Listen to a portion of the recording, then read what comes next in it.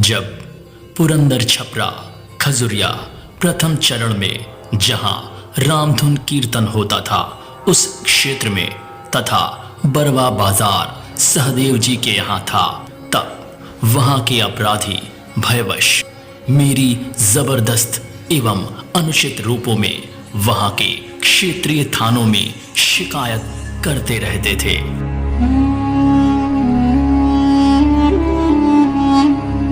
लेकिन जांच के पश्चात उनकी शिकायतें सीधे उलट जाती थी और वे स्वयं कुछ ही दिनों में अपने ही जाल में फंस जाते थे, अर्थात वे अपनी ही शिकायतों का शिकार होकर समाज के समक्ष दिखाई देने लगते थे, जबकि मैं किसी के खिलाफ कुछ भी नहीं करता था।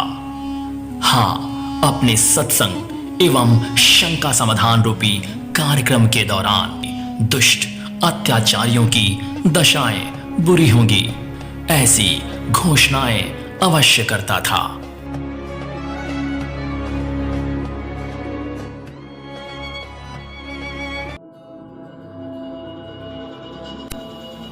पुरंदर छपरा खजुरिया में जिस समय सत्संग एवं शंका समाधान रूपी कार्यक्रम रामधुन कीर्तन के साथ चल रहा था, उसी समय भारतवर्ष में आपातकाल की स्थिति लागू थी।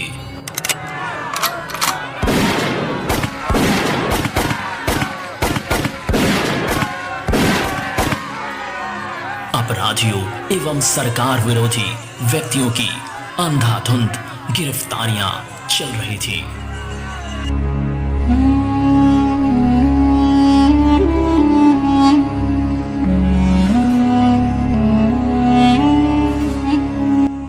देवरिया जिले में नेबुआ नौरंगिया थाना है, जिसका निवास पड़रौना खड्डा रोड पर पिपरा बाजार में था।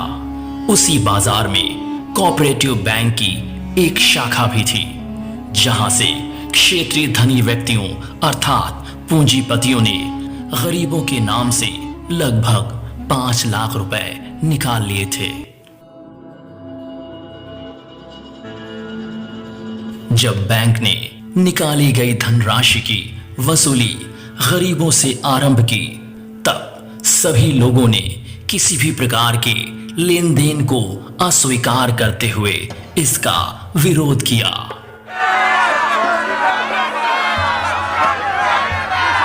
अरे साहब, हमने कोई पैसा वैसा नहीं लिया है।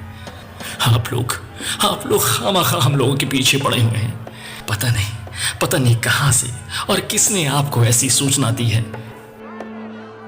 लेकिन शीघ्र ही इस धांधली की खबर सरकार को हुई और जांच पड़ताल शुरू की गई। उच्च स्तरीय कार्यवाही में ये बात प्रमाणित हो गई कि धनराशि गरीबों ने नहीं बल्कि क्षेत्रीय पूंजीपतियों ने निकाली थी। जांच में दोषी पाए गए सभी लोगों की गिरफ्तारियां तेजी से आरंभ हुई।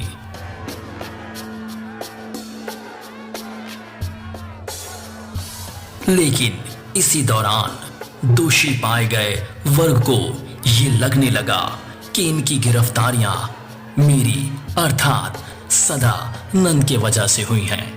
वे मुझे धर्म का अपार ज्ञाता होने के साथ साथ सीआईडी विभाग का कोई खुफिया सदस्य भी समझते थे।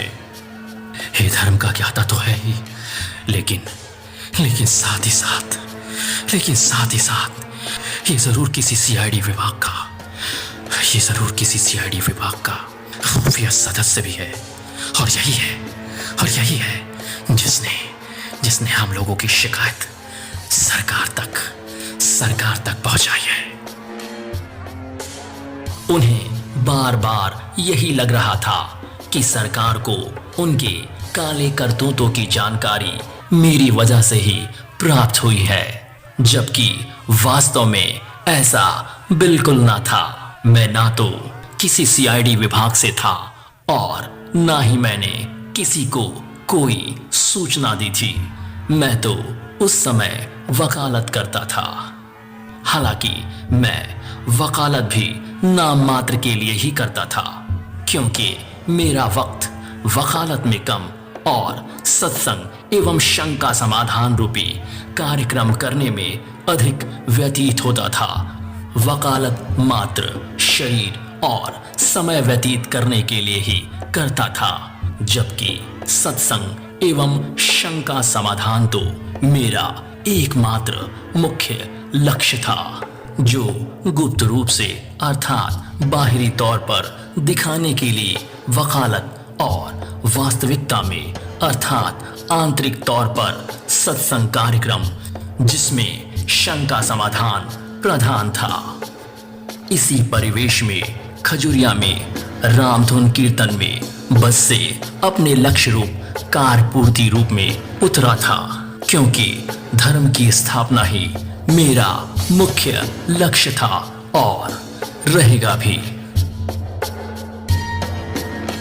सत्संग एवं शंका समाधान रूपी कार्यक्रम शुरू किया गया।